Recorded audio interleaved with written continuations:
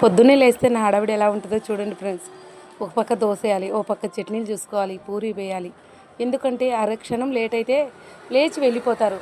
10 మందిలో ఒకరైనా ఉంటారు అవుతుందా కాదా అని గదిరిచ్చేవాళ్ళు.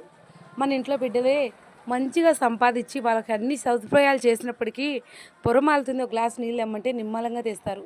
తినే టైం ఉండదు, ఎప్పుడో తింటాం. దానివల్ల మాకు వచ్చే ఇబ్బందులు ఏంటో తెలుసా?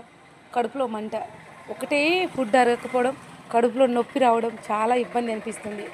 రాత్రి భోజనం లేదు, ఇంకా భోజనం లేదు, మొహం అంతా పీక్కుపోయినా కూడా ఇప్పుడు తిందామంటే నిన్న మధ్యాహ్నం తిన్న భోజనమే గుండెల మీద కూర్చుంది.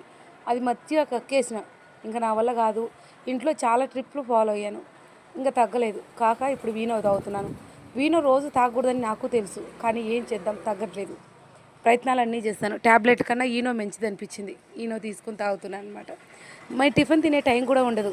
వచ్చే యాత్రికులు కొన్ని మన ఊళ్ళో వాళ్ళు కానీ ఒక వ్యాపారం జరిగినా చాలు, వ్యాపారం పోతే మళ్ళీ రాదు, మన తిండేముంది మళ్ళీ తినచ్చు అనే ఆలోచనలోనే ఉంటుంది. ముగ్గురం ఉంటే 3 రకాల ఇబ్బందులు పడుతున్నాం. ఎవరు తొందరపడి నిర్ణయాలు తీసుకోకండి. సబ్స్క్రైబ్